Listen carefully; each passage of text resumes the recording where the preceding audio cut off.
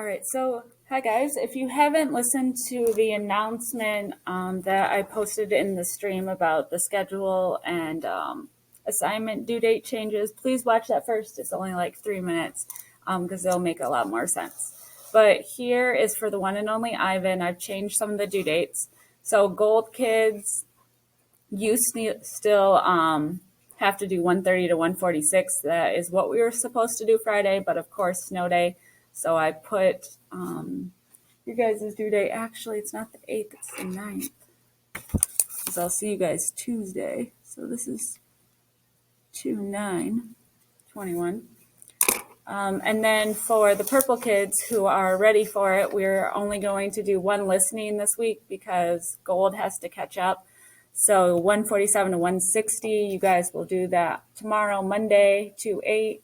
And then the Gold kids, you will do it on Friday. But with that being said, we are not going to have class time for this. So this is something that can be done when you're home on Monday or Wednesday or Thursday. All right, so let's go ahead and get started. 1:47 to 1:60.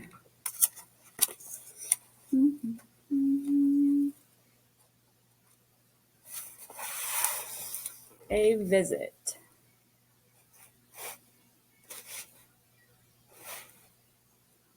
It's almost morning when I hear steps. It's Mac. He has a sharp smell. He weaves as he walks.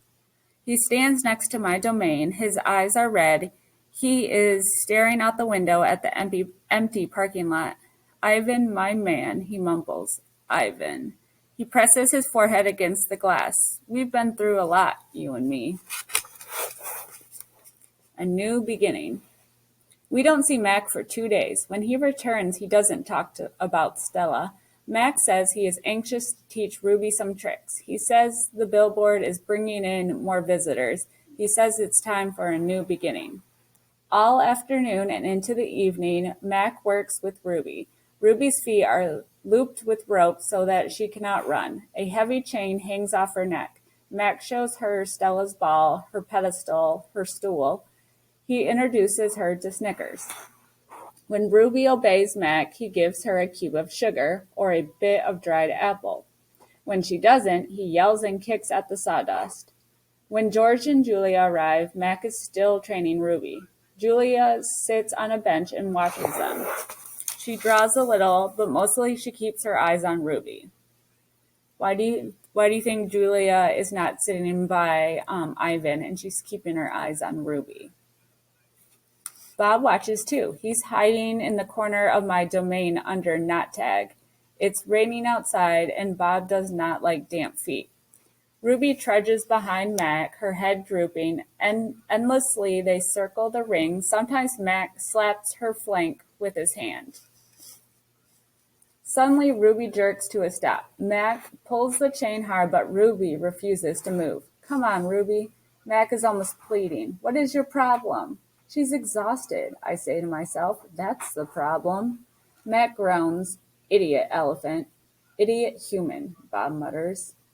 Walk, Ruby, I say, although I know she's too far away to hear me.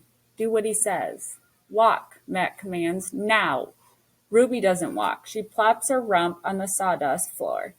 I think maybe she's tired, Julia says. Mac wipes his forehead with the back of his arm. Yeah, I know. We're all tired. He pushes Ruby with the heel of his boot. She ignores him. George looks over from the food court when he is wiping off tables. Mac, he yells, maybe you should call it a day. I'll close up. Mac yanks on Ruby's chain.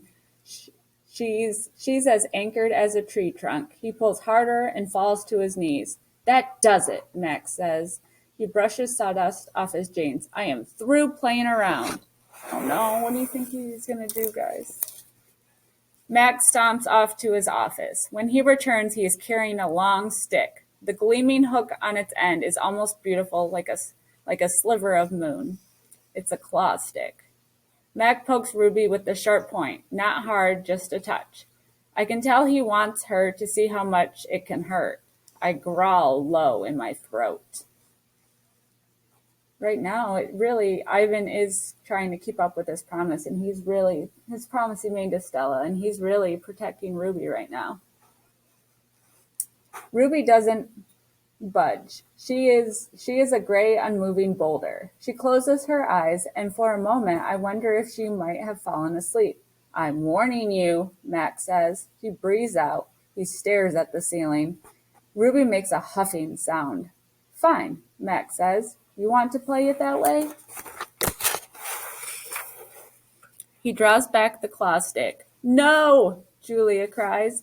I'm not going to hurt her, Mac says. I just want to get her attention. Bob snarls. Mac swings. The hook slices the air just a few inches above Ruby's head. See why you don't want to mess with me, Mac says. He draws back the claw stick again. Now move! Ruby jerks her head, flinging her trunk toward Mac. She makes a noise that sends the sawdust scattering. It makes my glass shiver.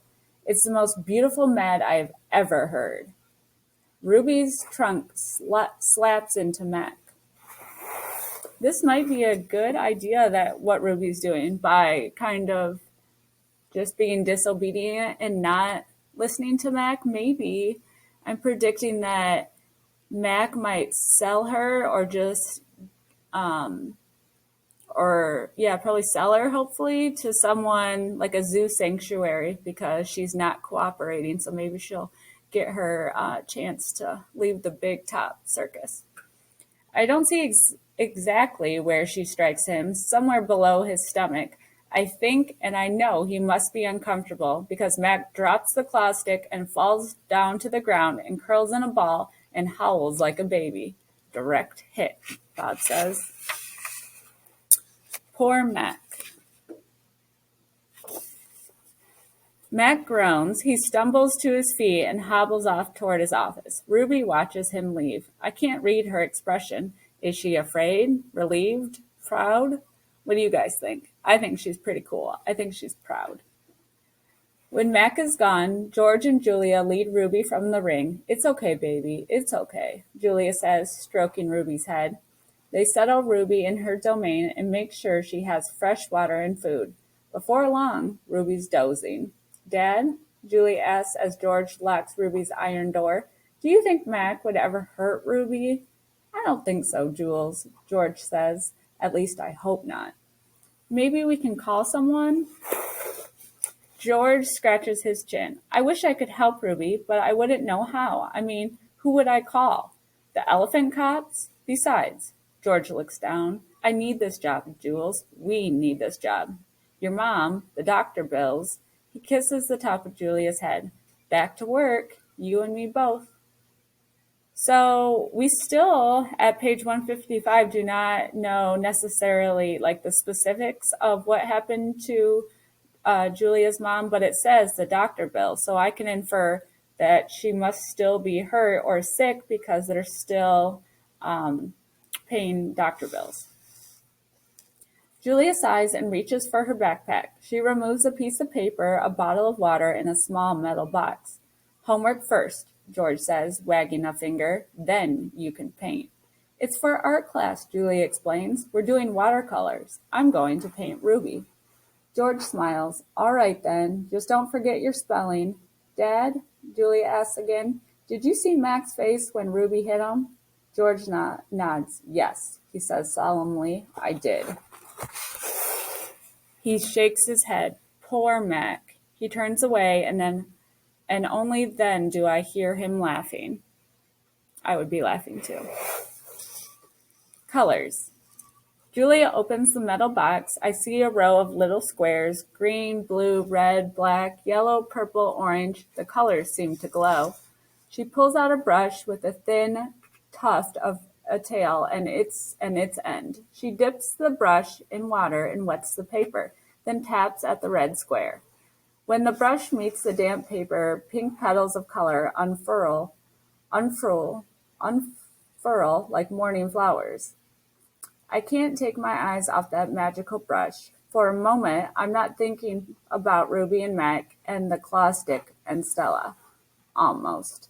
Julia touches red again, then blue, and there, suddenly, is the purple of a ripe grape. She touches the blue, and her paper turns to summer sky, black and white, and now I see that she is painting a picture of Ruby.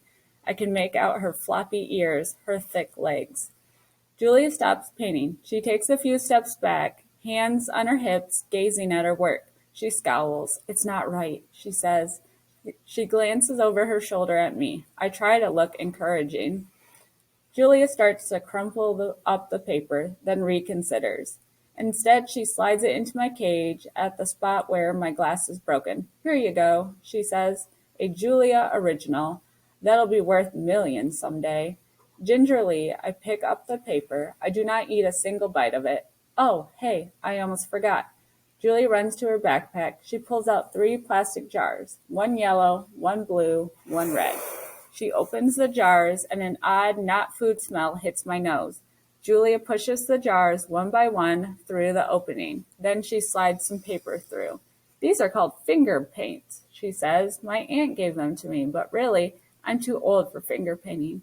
Oh, what's this remind me of? This reminds me of the part when Ivan was still young and Mac had him in his house, and he used the cake frosting to make finger paints all over the refrigerator door. I stick a finger into the red jar. The paint is thick as mud. It's cool and smooth like bananas underfoot. I pop my finger into my mouth. It's not exactly ripe mango, but it's not bad. Julia laughs. You don't eat it, you paint with it. She grabs a piece of paper and presses her finger on it. See? Like this. I place my finger on a piece of paper. I lift it and a red mark is there. I get a bigger glob from the pot and slap my hand down